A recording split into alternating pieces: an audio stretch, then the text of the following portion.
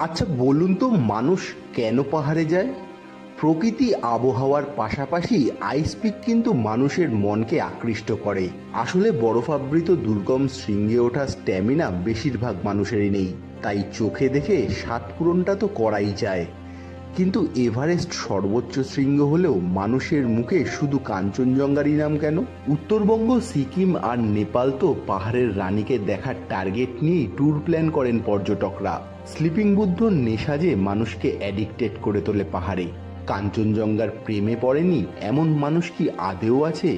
কিন্তু কেন এত টান কাঞ্চনজঙ্ঘাকে নিয়ে সকলের? কি আছে তার চূড়ায়? ইতিহাসটাই বা কি এই বরফাবৃত তুষার শৃঙ্গের?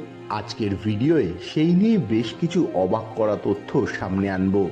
তো চলুন কাঞ্চনজঙ্ঘার যাত্রাটা শুরু করা যাক।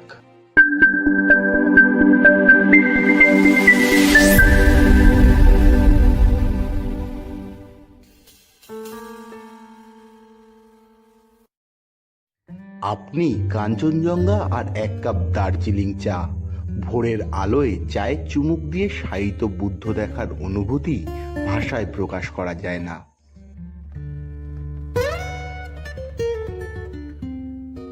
কাঞ্চনজঙ্ঘা নামের অর্থ বরফের পঞ্চরত্ন।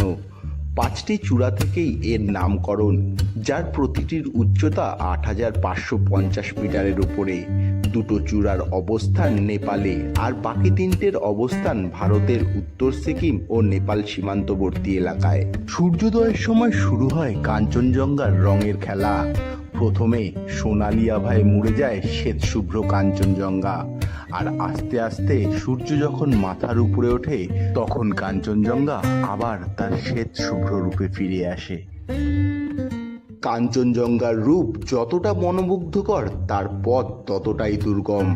কাঞ্চনজঙ্ঘা নিয়ে অনেক মিথও প্রচলিত আছে। যেমন এর নিচে বসবাস করা লেপচা জনগোষ্ঠী বিশ্বাস করে এ পর্বতে ইয়াতি থাকে। এর চূড়ার বরফের মধ্যেই পৃথিবীর প্রথম নারী ও পুরুষের সৃষ্টি হয়েছে।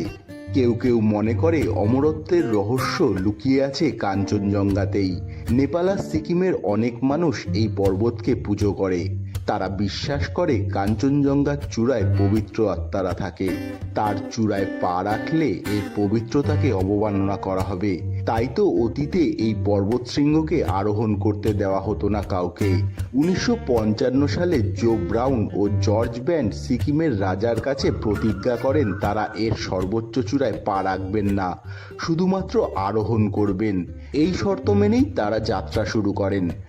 কিন্তু চূড়া থেকে 5 ফুট নিচে তারা সামিট করলেও তাদের উচ্চতা যেহেতু 6 ফুটের উপরে ছিল, তাই সেটা নিয়েও বিস্তর বিতর্ক শুরু হয়। রাজার কাছেও তাদেরকে অনেক কথা শুনতে হয় পরে, এমনটাই প্রচলিত রয়েছে। এটাই ছিল কাঞ্চনজঙ্ঘায় প্রথম মানুষের পদচারণ। সেই থেকে সকল অভিযাত্রীরা এই নিয়ম মেনেই চলে।